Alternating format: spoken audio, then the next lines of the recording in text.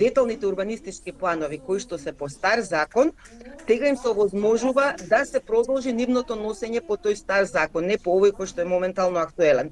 Значи досега во законот стоеше одредба, член во кој што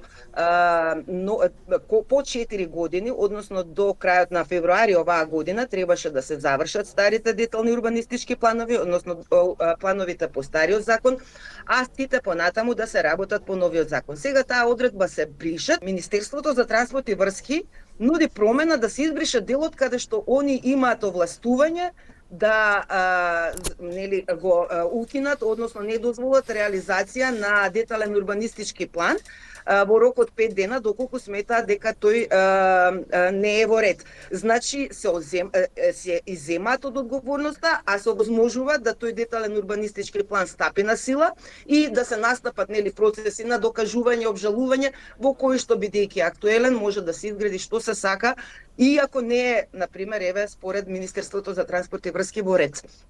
Катните гаражи можат да се планираат само со урбанистички план, односно да не бидат предвидени во детален урбанистички план. Искрено ви кажам, искуството со катните гаражи досега се дека тоа најчесто стануваат стамбени објекти или деловни простори, а дури не ги собираат ни автомобилите кои што се предвидени за тие деловни простори.